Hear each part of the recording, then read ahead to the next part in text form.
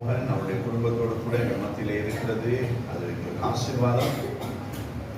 பாஸ்டரிடத்திலே கேட்டுக்கொண்டேன், இந்த நாளிலே தேவ செய்தியை பகிர்ந்து கொள்ளும்படியாய்.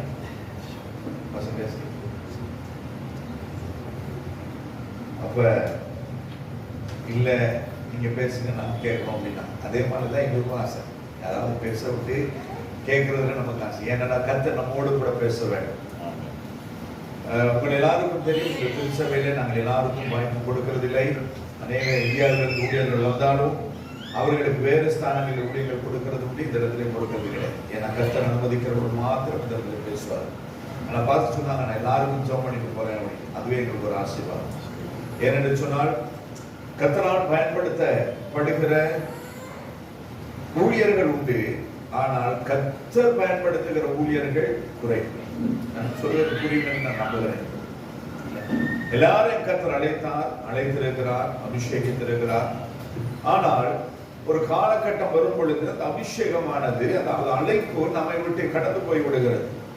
அதாவது அழைப்பை விட்டு நாம் நம்முடைய சுயத்திலே ஓடுகிறதான ஒரு காலகட்டத்தில் நாங்கள் வாழ்ந்து கொண்டிருக்கிறோம். ஏனென்று சொன்னால் இது கடைசி காலம் என்கிறதுக்கு அதுவும் ஒரு அறிகுறி. ஏனென்றால் கடைசி நாட்களிலே கள்ள கிறிஸ்துக்களும் கள்ள தீர்க்கதரிசிகளும் எழுதுவார்கள் என்று என் ஆண்டவராய் இயேசு கிறிஸ்து திட்டமும் தெளிவுமாய் சொல்லி வைத்திருக்கிறார். அதன்படி இந்த நாளிலே நாங்கள் அநேக இடங்களிலே அநேக காரியங்களை கண்கூடாய் பார்த்து அனுபவிக்கக்கூடியதாக இருக்கிறது. அவர்கள் மத்தியிலே கர்த்தரால் பயன்படுத்தப்படுகிற, கர்த்தரே பயன்படுத்துகிற ஒரு ஊழியர் என்று சொல்லி எனக்கு சிலர் உண்டு. அவர்களிலே பாசமுகனும் வருவோம். எல்லாரும் ஜெபம் பண்றது கிடையாது, நான் ஒரு சில நேரத்தில் மட்டும்தான் ஜெபம் பண்ணுறது.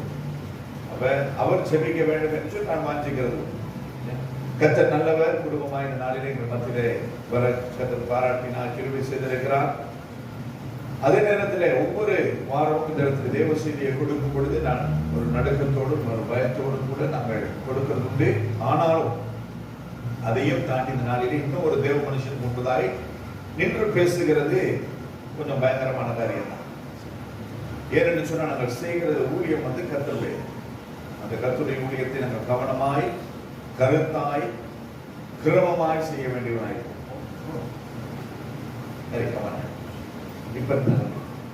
எனவே இந்த நாளிலே நாங்கள் கர்த்தருடைய வார்த்தைக்கு நேராய் நாங்கள் செவி கொடுப்போம். கர்த்தர் நம்மோடு கூட பேசுகிறார். இந்த நாளிலே நாங்கள் ஒரு வேத பகுதியை நாங்கள் வாசிக்க கேட்டோம். மத்திய எழுதின சுவிசேஷம் 21வது அதிகாரம் 17 தொடங்கி 22வது வசனம் முடிய.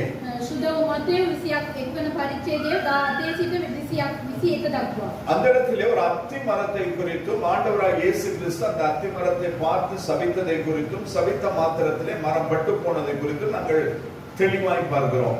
ඒ ස්ථානයේදී අත්තිකා ගසගෙන ඒක ඵලය දරන්නේ නැති එක ගැනත් මේ ස්ථානයේදී අපිට කියවන ලැබුණා. 17வது வசனம் சொல்லுகிறது, 10 පදේ කියනවා ஆண்டவர் பெத்தானியாவிலிருந்து கடந்து வருகிறார். ඒගොල්ලන් බෙත්තානියාවෙන් සිට එනවයි කියනවා. பெத்தானியா என்று சொன்னால் அத்திப்பழ வீடு என்று அர்த்தம்.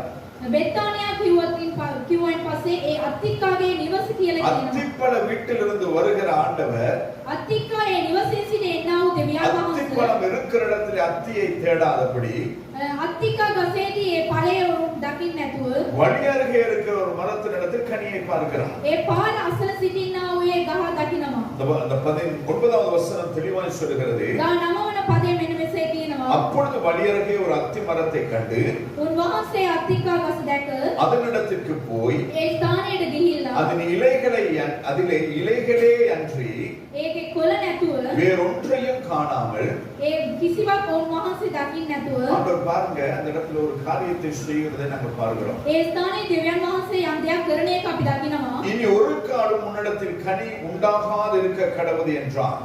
කවදාවත් මේක ඵල දරන්නේ නැහැ කියලා උන්වහන්සේ කිව්වා.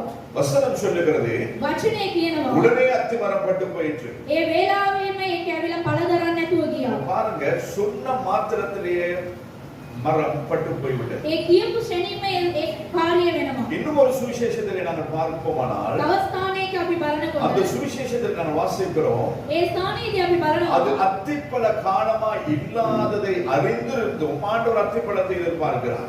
ඒ අත්තිකා ගසේදී ඒ ඵල නැති දවස්වලදී උන්වහන්සේ ඒක උන්වහන්සේ දකිනවා. இதற்கு முன்பதாக அதை குறித்து நான் உங்களோட கூட பேசி இருக்கிறேன். මේ දේ උදෙසා මම කතා කරලා තියෙනවා. கண்டிப்பா உங்களுக்கு ஞாபகம் இருக்காது. අමතක වෙලා ඇති ඔයගොල්ලන්ට. அதற்காக நான் கர்த்தருக்கு ஸ்தோத்திரம் ඒකට செய்கிறேன். දෙවියන් වහන්සේට ස්තුතිවන්ත වෙනවා. எனக்கு நல்ல மெமரி உண்டு. ඔයගොල්ලන්ට හොඳ සිහියක් இப்ப තියෙනවා. பேசுறது அப்படியே மறந்துடுது. ඒ දැන් කතා කරන එක ඒ ஆனா වෙලෙම ஏதாவது අමතක திட்டனா වෙනවා. மட்டும் ஞாபகத்துல வச்சிருப்பீங்க. මොනවාරි බැන්නොත් ඒක විතරක් මතකේ තියාගන්න. அந்த நாள் இந்த நிமிஷத்துல இவர் இப்படி பேசினார். ඒ දවසේදී මේ වේලාවේදී මේව කතා කරා. ஆனால் ஆண்டவராய் இயேசு கிறிஸ்து பேசின மாத்திரத்திலே மறந்துபட்டு போய்விட்டது.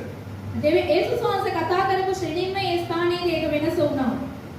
அத்தி மரத்தை கண்டு අත්තිකා ගස දැක්කා. ஆண்டவராய் இயேசு கிறிஸ்து உங்களையும் என்னையும் கண்டு යේසුස් වහන්සේ ඔබ සමාව දැක්කා. அதனிடத்துக்கு போய் ඒ ස්ථානෙට ගිහිල්ලා எங்களிடத்தில் அவர் வந்து අප ළඟට ඇවිල්ලා நம்மிடத்தில் இலைகள் நிறைய இருக்கிறது. අප සතුව කොළ ගොඩාක් තිබෙනවා. இருக்குதா? තියනවාද? நீ அப்படிதான் இருக்கும். එහෙම තමයි நிறைய තිබෙන්නේ. இலைகள் இருக்கு. பச்சை பச்சையா இருக்கிறோம், செழிப்பா இருக்கிறோம், සරුවත් කොළ ගොඩාක් තිබෙනවා. எல்லாம் இருக்கிறது. ඔක්කොම තිබෙනවා. ஆனால் தேவன் எதிர்பார்க்கிற கனி மாத்திரம் கிடையாது. එනමුත් දෙවියන් වහන්සේ බලාපොරොත්තු වෙන ඒ ඵලය නැහැ. அந்த கனி இல்லாமல் போகுமானால் ඒ ඵලය නැති වූ දවස්වලදී இனியும் ஆண்டவர் பொறுமையாக இருக்க மாட்டார். තවමනතුන් උන්වහන්සේ ඉවසීමෙන් සිටින්නේ නැහැ. ஏன்னா அநேக வருஷங்கள் நாங்கள் ரட்சிக்கப்பட்டு தேவனை ஆராதித்துக் கொண்டிருக்கிறோம். අපි බොහෝ දවස් ගැලවීම ලබලා දෙවියන් වහන්සේව නමස්කාර இன்னும் ஒரு කරනවා. உவமையிலே ஆண்டவராய் இயேசு கிறிஸ்து தெளிவாய் சொல்லுகிறார். තවත් උපමාව තුලින් උන්වහන්සේ පැහැදිලිව ஒரு කතා திராட்சை කරනවා. தோட்டத்துக்கு மத்தியில ஒரு அத்திமரம். ඒ මිදි වත්තක මැද ඇවිල්ලා අත්තිකා திராட்சை ගස. செடிக்கும் அல்லது திராட்சை தோட்டத்துக்கும் அத்திமரத்துக்கும் சம்மந்தமே கிடையாது. ඒ අත්තිකා ගසට ඒ මිදි වත්තට කිසිම මේ ஆனால் அந்த தோட்டத்துக்கு மத்தியிலே ஒரு மரம் இருக்கிறது. ඒ වත්තක මැදින්ම ඒ අත්තිකා பல வருஷங்கள் அந்த மரம் இருக்கிறது. බොහෝ අවුරුද්දක් තිබෙනවා. ஆனால் வருஷங்களோறும் வந்து பார்க்கும் பொழுது அதிலே கனி இல்லை. අවුරුද්දෙන් අවුරුද්ද ඇවිල්ලා බලුවත් කිසිම ඵලයක් නැහැ. கனி இல்லாத நிமித்தமாய் தோட்டக்காரர் தோட்டத்தை பார்த்துக் கொள்ளும் இடத்திலே சொல்லுகிறார், ඒ වත්ත බලාගෙන සිටින්න එක්කෙනාගෙන් කියනවා அந்த மரத்தை வெட்டி போடு. ඒ ගහ කපලා දාන්න. அந்த நேரம் அந்த தோட்டக்காரர் சொல்லுகிறதான காரியம். ඒ ස්ථානයේදී ඒ උරුමකාරයා කියනවා இன்னும் ஒரு வருஷம் இருக்கு. තව අවුරුද්දක් තිබෙනවා. நான் அதை சுற்றிலும் கொத்தி මම ඇවිල්ලා ඒක සුද්ධ කරලා எரு போட்டு தண்ணீர் பாய்ச்சி அதை நான் பத்திரமாய் பார்த்துக் கொள்கிறேன். වතුර දාලා ඔක්කොම කරලා මම ආරක්ෂාව கனி බලාගෙන கொடுத்தால் சரி, ඵල දැම්මොත් இல்லாவிட்டால் அதை நான் வெட்டி போடுகிறேன் என்று சொல்வதை நான் பார்க்கிறேன். ඵලෙ දෙන්නේ නැත්නම් මම කපලා දාන්නම් කියලා அதே ඒ போல தான் ස්ථානයේ ரட்சிக்கப்பட்ட பல வருஷங்கள், අපි ඇවිල්ලා ගැලවීම ලබලා தேவனை அறிந்து பல வருஷங்கள், දෙවියන් වහන්සේව දැනගෙන අවුරුදු தேவனை ගානක් ஆராதிக்க ஆரம்பித்து பல வருஷங்கள். දෙවියන් වහන්සේව නමස්කාර කරලා අපි අවුරුදු ஆனால் ගානක් වෙනවා. இன்றும் එනමුත් අදත් நம்மிடத்திலே கனி கிடையாது. අප තුල අප සතු ඇවිල්ලා ඵලය නැහැ. ஆனால் அதே செழிப்பு இருக்கிறது. ඒ ඵලය තිබෙනවා. ஆரம்பத்தில் இருந்த செழிப்பை காட்டிலும் அதிகமான செழிப்பு. ඒ වර්ධනයට වඩා ඒ වර්ධනය ගොඩාක් තිබෙනවා. பல வருஷங்களுக்கு முன்பதாக நம்மகிட்ட அவ்வளவு செழிப்பு கிடையாது. අවුරුදු ගානකට කලින් ඇවිල්ලා ඒ තත්ත්වෙ ஆனால் තිබුණේ 2025வது வருஷம் அதிகமான செழிப்பு. 2025 වන අවුරුද්දේදී ගොඩක් තිබෙනවා ඒක. ஆமாவா இல்லையா? හොඳ නැද්ද? யாராவது நிறுத்தத்தில் இருக்கிறீங்களா? කවුරුහරි දිලින්දෝ ඇටියට සිටිනවාද? இல்ல. නැහැ. நாங்க எல்லாரும் செழிப்பா இருக்கோம். අපි සියලු දෙනාම ඇවිල්ලා හොඳට செழிப்பு சொன்னாங்க அம்பானி மாதிரி கிடையாது. අම්පානිලා වගේ නෙමෙයි. ஆனால் யாரிடத்திலும் கையேந்தாதபடிக்கு கர்த்தர் நம்மை நேர்த்தியாக நடத்துகிறார். අපි කාට ගිහිලා හරි අත දික් කරන්නේ නැතුව උන්වහන්සේ අපිව සඵලවත් කරලා அதற்கு ஒரே ஒரு காரணம், ඒක කාරණයක් තිබෙනවා. இன்னும் கனி தருவோம் என்று கர்த்தர் எதிர்பார்க்கிறார். තවත් අපි ඵලය දෙනවයි කියලා ஆனால் උන්වහන්සේ இனியும் நாம் கனி தரவில்லை என்றால் තව වෙනතුරු අපි ඵලය දුන්නේ නැත්නම් எல்லாரும் என்ன செய்யலாம்? ඔයගොල්ලෝ සියලු දෙනා இந்த සිතා ஆரம்பிக்கிற ஐயா திட்டத்துக்கு බණින පටන් ගන්නවා. என்ன திட்டல, මම බණින්නේ නැහැ. பிரமேதுள்ள அன்பை நான் பேசுகிறேன். මාත සත්‍ය වෙනා ஏனென்றால் ஆண்டவர் ஒரு வார்த்தை சொன்னால் போதும். දෙවියන් වහන්සේ එක් වචනයක් நம்ம කිව්වොත් பல வள வள வளன்னு பேச வேண்டிய அவசியமே கிடையாது. අපි ඇවිල්ලා එහෙම දිස්ත්‍රික් කතා ஆண்டவர் அந்த කරනවා. மரத்தை பார்த்து சொன்னது ஒரே ஒரு காரியம், ඒ ගහ දැකලා උන්වහන්සේ කියපු என்ன එක් சொன்னார்? වචනයක් මොනවද කිව්වේ? இனி ஒரு காலம் உன்னிடத்தில் கனி உண்டாகாதிருக்க கடவுது என்றார் அவர். කවදාවත් ඵලය දරන්නේ නැහැ කියලා එක් වචනයක් කිව්වා. இனி ஒரு காலம் කවදාවත් உன்னிடத்தில் கனி உண்டாயிருக்க கடவுள். ඵලය දරන්නේ නැහැ உண்டாகாதிருக்க කියලා. கடவுள். ඵලය அஞ்சே දරන්නේ சொல்லலாம். නැහැ කිව්වා. 5 சொல்லு ஒரு வார்த்தை. පදවල් පහ එක් இவ்வளவுதான் වචනයක්. கர்த்தர் பேசினார். උච්චරයි කතා நாங்க කරන්නේ. மணிக்கணக்கா பேசுவோம், අපි පැය ගණන් ஆனாலும் அதில் எந்த விதமான பிரயோஜனமும் கிடையாது. කිසිම ඵලයක් නැහැ. ஆனால் கர்த்தர் பேசின ஒரு வார்த்தை அந்த மரத்தையே மாற்றிக் கொண்டது. දෙවියන් වහන්සේ කතා කරපු එක அதே වචනයක් போல විලා கர்த்தர் ඒක சொல்லுகிற ஒரு வார்த்தை உங்களுடைய சூழ்நிலைகளை மாற்றும், உங்கள் தலையெழுத்தை மாற்றும். දෙවියන් වහන්සේ කියනවා එකම වචනය ඇවිල්ලා අපේ වාතාවරණය අපේ ජීවිතය වෙනස් அது කරනවා. எதுவா இருக்கு? මොනවා තිබෙන්න පුළුවන්? இந்த இடத்துல பார்க்கும் பொழுது திரளான இலைகள் இருக்கிறதை நாங்கள் பார்க்கிறோம். මේ ස්ථානයේදී අපි බලනකොට ගොඩක් කොළ තිබෙනවයි කියලා බලනවා. இலைகள் இருக்கும் என்று சொன்னால் කොළ තිබෙනවයි කියනවා. அதிலே கண்டிப்பாய் கிளைகள் இருந்திருக்க வேண்டும். අනිවාර්යෙන්ම ඇවිල්ලා අතු තිබෙන්න ඕනේ. தண்டு இருந்திருக்க வேண்டும், අතු තිබෙන්න ඕන. அடிமரம் இருந்திருக்க வேண்டும், ගහේ வேர்கள் மண்ணோடு கூட ஒட்டி இருந்து சம்பந்தமா இருந்திருக்க வேண்டும். ඒ සියලු දේ ඔක්කොම පස්වල තිබෙන්න ඕන. இவைகள் எல்லாம் இருந்த பொழுதிலும் මේ සියලු දේ තිබුණත් அதிலே கனி இல்லை. ඒක ඇවිල්ලා කිසිම ඵලයක් நீங்க නැහැ. பாத்தீங்கன்னு சொன்னா அநேக திருச்சபைகள் அப்படிதான் இருக்கிறது. මේ සභාවන් බොහෝ සභාවන් මේව තමයි තිබෙන්නේ. நம்ம திருச்சபை கூட இருக்கலாம். අපේ සභාවත් ඒ என் ஆண்டுடைய பார்வையில எது எப்படி என்று சொல்லி யாருக்குமே தெரியாது. දෙවියන් වහන්සේගේ දකින්න ස්ථානයේ අපි කොහොමද කියලා කාටවත් කියන්න බෑ. எல்லாம் இருக்குது. ඔක්කොම තිබෙනවා. இன்னைக்கு சில வருஷங்கள் முன்ன பாத்தீங்கன்னா நமக்கு உண்மை கிடையாது. අවුරුදු ගානකට කලින් බැලුවොත් කිසිම දෙයක් ஆனால் இன்று தேவ கிருபையிலே අද වෙනතුරු දෙවියන් වහන්සේගේ கொஞ்சமாக சத்தம் கேட்கறதுக்கு 2 ஸ்பீக்கர் இருக்குது. සුට්ටක් කරේ සද්දාන ස්පීකර් තියෙනවා. அந்த ஸ்பீக்கருக்கு எப்படியாவது சத்தத்தை கொண்டு போறதுக்கு ஒரு ஆப் என்னது மிக்சர் இருக்குது. ඒ ඔක්කොම මේ සවුන්ඩ් එක ගෙනියන ඔක්කොම තිබෙනවා. கையில எடுக்காம இங்க மாட்டிட்டு பேசுறது, கையை கால ஆட்டி பேசுறதுக்கு தக்கதான ஒரு மைக் கூட இருக்குது. අතපය දික් කරලා කතා කරන් මයික් එකකුත් තියෙනවා. ரோசி வந்து எடுத்து மைக் எடுத்து தட்டி தட்டி பார்த்தாங்க. ரோசி ඇවිල්ලා මේ මයික් එක අරන් තට්ටු කරලා බලනවා. சத்தம் வருதா? සද්ද එනවා. ஆன் பண்ணி கிட்ட வச்சா சத்தம் வரும். ඔන් කරලා ළඟ තිබ්බොත් ඒක සද්ද. அநேக மணி நாங்க பெரியவங்க மாதிரி அப்பப்ப மைக் ஆஃப் பண்ணிக்குது. எதுக்கு? මේ මොකටද? அது இருக்கட்டும். මේක ඒමුත් තිබිච්ච දෙයක්. அப்ப இப்பேற்பட்டதான காரியங்கள் எல்லாம் இருந்த பொழுதிலும் මෙවැනි කාර්ය මේව මෙසේ තිබුණා. தேவன் இந்த இடத்துல இல்லை என்று சொன்னால் இதெல்லாம் வேஸ்ட். දෙවියන් වහන්සේ මේ ස්ථානයේ නැත්තම් සියලු දේ නිෂ්ඵලයි. இது எல்லாமே இல்லாத பொழுதிலும் මේ සියලු දේ නැතත් என் ஆண்டவர் எங்கள் மத்தியில் அசைவாடக்கூடியவர். මේ දෙවියන් වහන්සේ අප මැදදී ක්‍රියා කරන දෙවියන් වහන්සේ අප සමග කතා என் කරනවා. ஆண்டவருடைய சத்தம் காதேஸ் வனாந்தரத்தை அதிர பண்ணுமா. මේ දෙවියන් වහන්සේගේ සත්‍යය ඇවිල්ලා කාදේශේ වනාන්තරයේ கர்த்தர் நம்ம மத்தியில பேசுவாராயிருந்தா அது எல்லாருக்கும் கேட்கும். දෙවියන් වහන්සේ අප සමග කතා කරනවා නේ සියලු ஆனால் அப்படி දෙනා பேசும் பொழுது கேட்கப்படாத செவிட்டு பிரியர்களும் நம்ம மத்தியில் இருக்கதான் செய்கிறார்கள். ඒ උන්වහන්සේ කතා කරත් ඒ අහුම්කම් දෙන්නේ නැති ගොඩක් කට්ටිය ඉන්නවා. அதை பார்த்து தான் யாரு யோவான் ஸ்நானன் சொன்னாங்க, அவரது பாம்பு குட்டியெல்லாம் வருது அப்படின்னா. ඒවන් බෞතිස්මය කියෝ මෙන්න මේ இன்னைக்கு நாங்க அப்படிதான் மழை பெஞ்சா தண்ணி பாம்பு மாதிரி வந்துட்டு போறோம். වැස්ස මෙන්න මේ මේනවා. அப்படி இல்லைன்னா சார பாம்பு மாதிரி வர்றதும் தெரியாது போறதும் தெரியாது. ගැරන්ඩියා වගේ එන එකක් ගන්න යන එකක් ගන්න නැහැ. சில நல்ல பாம்பு மாதிரி இருக்கிறோம். සමහර කට්ටිය இருடி நேரம் ඇවිල්ලා வரட்டும் நான் வச்சுக்கிறேன். இது எல்லாத்தையும் மொத்தமா சொல்லியிருந்தேன். එකට කියන්නේ எனவே கர்த்தர் நம்ம மத்தியிலே எதிர்பார்க்கிறது நம்ம மத்தியில் உண்டாயிருக்க வேண்டும். දෙවියන් වහන්සේ බලාපොරොත්තු වෙන එක අපේ ජීවිතයේ තිබෙන්න ඕනේ. இந்த நாளிலே பார்க்கும் பொழுது அநேக திருச்சபைகளிலே அளவுக்கு அதிகமான பணம் உண்டு. බෝ දේවස්ථානවල ඒගොල්ලෝ හිතනවටත් වඩා සල්ලි තිබෙනවා. ஆனால் நம்மிடத்திலே பணம் இல்லை. අප සතුව නැහැ. ஆனால் வெள்ளியும் என்னுடையது, பொன்னும் என்னுடையது என்று சொன்ன தேவன் நம்மோடு கூட இருக்கிறார். රන්සාර රීති මා සතුයි කියලා කිව්වා දෙවියන් වහන්සේ අප සමග. இதுவரையிலும் கர்த்தர் நம்மை நேர்த்தியாய் நடத்தி வருகிறார். උන්වහන්සේ හරි විදියට උන්වහන්සේ අප நிறைவு இல்லை, ஆனால் குறைவில்லாதபடி நடத்துகிறார். වැඩිපුර නෑ උන්වහන්සේ අඩුවක් නැතුව උන්වහන්සේ රැගෙන යනවා. யாராவது சொல்றீங்களா எனக்கு குறைவு இருக்குது அப்படி? කවුරු හරි කියනවාද අඩුවක් තිබෙනවායි කියලා? சொல்றீங்களா? කවුරු හරි කියනවාද? அப்படி சொன்னீங்கன்னா உங்களிடத்தில் ஏதோ ஒரு குறை உண்டு. එහෙම කියනවනේ ඔයගොල්ලන් සතු මොනවද? ஏனென்றால் என்னை நிறைவாய் மாற்ற முடியாத தேவன் என்னிடத்தில் வர முடியாதபடி ஒரு குறை உண்டு. අපි වෙවිලා සම්පූර්ණ පත් කරන්නේ නැති මොනවාරි දේවල් අපි அந்த குறையை நீக்க வேண்டுமானால் ඒ අඩුව වෙලා සම්පූර්ණයට පත් වෙන්න ඕනේ. தேவன் எதிர்பார்க்கிற கனி நம்மிடத்தில் இருக்க வேண்டும். දෙවියන් වහන්සේ බලාපොරොත්තු වෙන්නා වූ ඒ ඵලය අපට ஆண்டவர் වෙන්න மரத்தை ඕනේ. பார்த்து வந்து கேட்கிறார். ඒ ගස් දැකලා උන්වහන්සේ අහනවා. கனியை காணல. ඵලය නැහැ. நம்மிடத்தில் கனி இருக்கு. අප සතු තියනවාද ඵල? கனினா என்ன? ඵලය කියන්නේ මොනවද? கலாத்தியர் 5:22-23 நாங்க வாசிக்கிறோம். ගලාති 5:23 ஆவியின் கனி ආත්මික ඵල அன்பு, ප්‍රේමය, சந்தோஷம், சமாதானம், நீடிய பொறுமை ඉවසිලිවන්තකම. இருக்குதா? එහෙම තියනවාද? நீடிய பொறுமை ඉවසිලිවන්තකම. அப்படின்னா එහෙමනම් பொறுமையே கிடையாது, அப்புறம் எப்படி நீடிய பொறுமை? ඉවසිලිවන්තකම නැති මොහේ. අධික ඉවසිලිවන්තකම මොකද්ද?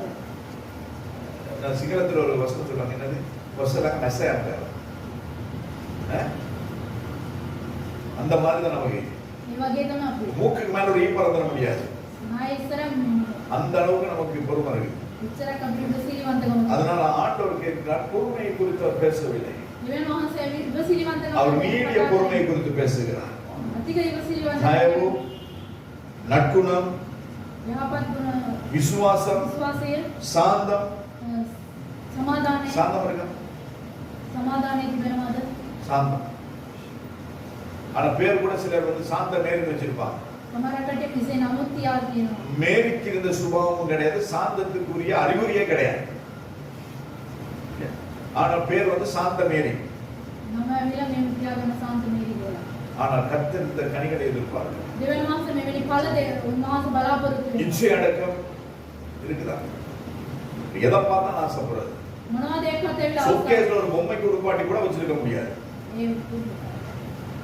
அது போய் நின்று பார்த்துட்டு இருக்கு. ඒ ස්ථානේ බලනවා. அது நமக்கு சைஸுக்கு செட் ஆகாது. ඒක ඇවිල්ලා හරියන්නේ அத கலெக்ட் நான் போட்டு பார்க்கணும்ங்கிறது. ඒක ගලවන්නම දාලා බලන්න ඕනි කියලා ඉන්නවා. பார்த்தாலே தெரியுது அந்த பொம்மை ஸ்லிம்மா இருக்கும். බලනකොටම පේනවා. நாமளும் ஸ்லிம்மா தான் இருப்போம். අපි ස්ලිම් වගේ තමයි. இல்லையா? ஆனா அந்த ஸ்லிம்மான ஒரு Dress-ஐ இந்த ஸ்லிம்க்கு போறதுக்கு எதிர்பார்க்கிறது.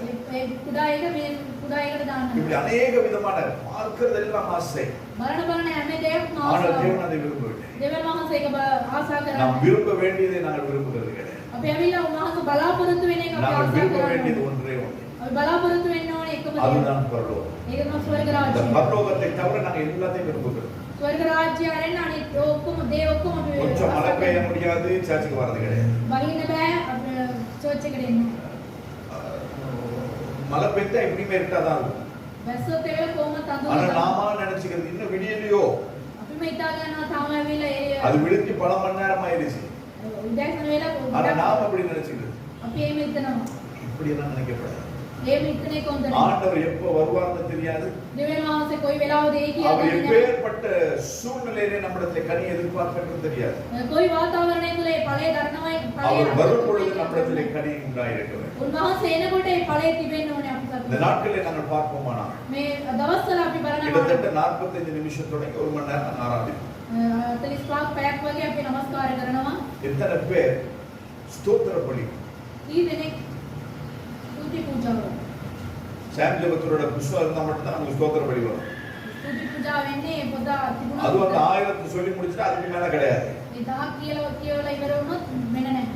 நாம நிற்கிறது நிர்மூலமாக இருக்கிறது மாண்டுடைய கேள்வி. අපි විනාශන වී සිටින උන්වහන්සේගේ කරුණාව.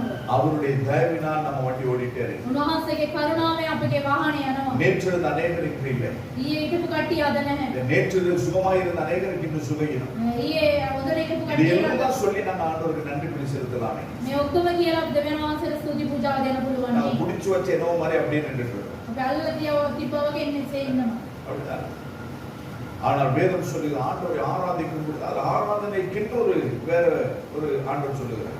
நமஸ்காරය කරන්න මේ වගේ දේවල් முழு උන්වහන්සේ ஆவியோடு, முழு பலத்தோடு, முழு சக்தியோடு, முழு சிந்தையோடு எல்லாம் முழுமையாய் கொடுத்து கர்த்தரை ஆராதிக்கணும். මුළු ආත්මයෙන් මුළු ප්‍රාණයෙන් මුළු අදවතෙන් උන්වහන්සේ නමස්කාර කරන්න කියලා කියනවා. அப்படி கிடையாது. பின்னால ஒரு சத்தம் கேட்டா அதுக்கு என்டனா போட்டுறது. පිටිපස්ස සද්දයක් ආවොත් තව இங்க වෙනවා. யாராவது இங்க போனா இந்த பக்கம் பாக்குறது.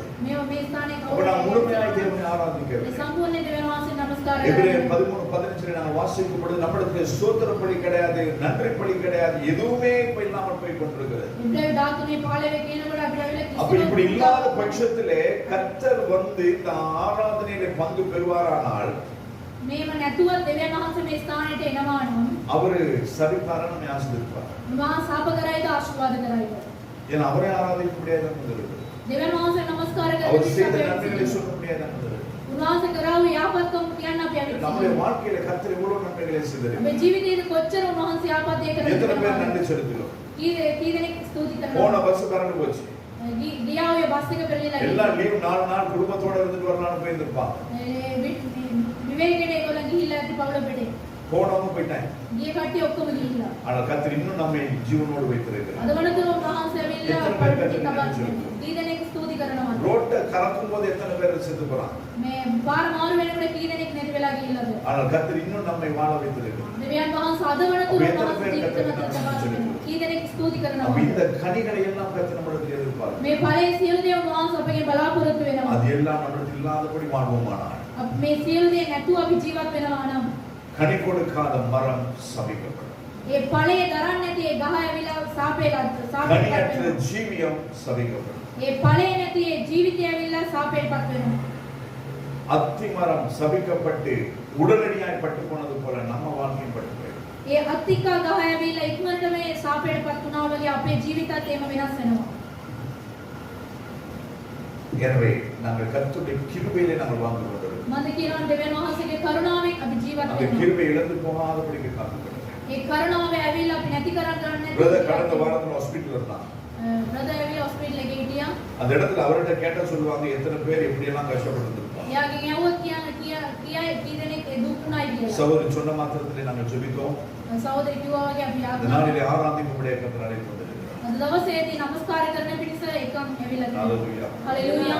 அப்ப கர்த்தர் இன்னும் நம்மிடத்துல எதை எதிர்பார்க்கிறார்? දෙවියන් වහන්සේ අද වෙනතුරේ ஒரு நாள் எல்லாம் බලාපොරොත්තු மட்டும்தான் இருக்குது. අපි විතරයි. இனியாயிரும் ஒரு கனியை உண்டாகுமா என்று சொல்லி கர்த்தர் பார்க்கிறார். ඵලයක් එයිද කියලා උන්වහන්සේ அந்த බලාපොරොත්තු වෙනවා. கனியை கொடுக்கிறதற்கு நாங்கள் தான் முயற்சி செய்ய வேண்டும். ඒ ඵලය ලැබෙන්න ඕනේ නම් අපි තමයි ඒක උත්සාහ மரம் කරන්න. இலை மரத்துல இலைலாம் தாராளமா இருக்குன்னு சொன்னா ඒ ගහේ ඇවිල්ලා கனி පොඩි கொடுக்கிறதுக்கு வாய்ப்பு உண்டு. ඒ ඵල දරන්න ஆனால் கனி கொடுக்காதபடிக்கு நாம தான் இறக்கி வச்சிட்டு இருக்கோம். ඒ ඵලය දරන්න නැතුව අපි තමයි ඒක ඔක්කොම මේ යටගාලා තියා තිබෙන්නේ. ஆண்டவர் மரத்தை சபித்தார். දෙවියන් වහන්සේ ඇවිල්ලා ඒ ගහ ඇවිල්ලා ශාප කරා. எது சாபம் உங்களுக்கு தெரியுமா? මොනවද ශාපය කියලා දන්නවද? எது சாபம்? මොනවද ශාපය? நாங்கள் பேசுகிற வார்த்தை அது நமக்கு சாபமாய் மாறும். අපි කතා කරන වචනේ ඇවිල්ලා ශාපයක් වෙනවා. துதித்தலும் சபித்தலும் ஒரே ஊற்றிலிருந்து புறப்படக்கூடாது என்று வேதத்திலே பார்க்கிறோம். ස්තුති දීමද ඒ ශාපය කිරීමද එක පොවේ ඉන්න හොඳ නැහැ කියලා තියෙනවා. எத்தனை பேர் வேலை செய்யும்? කී දෙනෙක් වැඩ කරනවද? அந்த சம்பளத்தை எடுத்தோன்னு எத்தனை பேர் ஸ்தோத்திரம் பண்றீங்க? මේ පඩිය ගත්තයින් පස්සේ කී දෙනෙක් ඇවිල්ලා ස්තුති කරනවද? இந்த சம்பளத்தை வச்சு என்ன பண்றது? මේ පඩිය අරගෙන මොනවා කරන්නද? இந்த சம்பளத்தை வச்சு என்னதான் எதுதான் ஓட்டுறது? මේ පඩිය අරගෙන මොනවද අරන් යන්න පුළුවන්? இந்த சம்பளத்தை வச்சு அதுக்கு கொடுத்து இதுக்கு கொடுத்து இது கொடுத்துட்டா 5வது நாள்லயே சம்பளம் இல்லாம போயிருமே, காசு இல்லாம போயிருமே. මේ පඩිය අරගෙන මේකට දුන්නායින් පස්සේ කිසිම දෙයක් 6வது நாள்ல நான் இறங்கிட்ட போய் கடன் வாங்குறது. අයවැනි දවසේ කාගෙන්ද ණයට දෙන්නේ? இப்படி சொல்லுகிறது உங்களுக்கு சாபத்தை கொண்டு வரும். මේම කියන එක ඔයගොල්ලන්ට ශාපයක් වෙනවා. புரியுதா? තේරෙනවද? உழைக்க தேவையான பலனை கொடுக்கிற ஒரு கர்த்தர். අම්බ කරන්නට බලය දෙන්නේ දෙවියන් වහන්සේ. அப்ப அந்த உழைக்க தேவையான பலத்தை கொடுத்தவர் உங்கள் ஊதியத்தை கொடுத்திருக்கிறார். මේ බලය දුන්නා දෙවියන් වහන්සේ සේවයක් දීලා அதை තිබෙනවා. எடுத்தோட ஆசீர்வாதம் ஆண்டவரே இந்த சம்பளத்துக்காக சோதனை. ඒක ගත්තාන් පස්සේ කියන මේක දීපු නිසා ස්තුති இந்த වේවා. சம்பளத்தை வைத்து எதெல்லாம் செய்ய வேண்டுமோ அதெல்லாம் செய்ய எனக்கு உதவி செய்ய. මේක කරන්න උන්වහන්සේ මොනවද දේ තිබෙනවද ඒක ආශිර්වාද කරන්න. நான் வேலை செய்து கொண்டு ஊழியம் செய்கிற நாட்களில் මම ඇවිල්ලා වැඩ කරමින් சேவை කරන ඒ කාලයේදී எனக்கு என் கம்பெனி டார்கெட் தருவான்.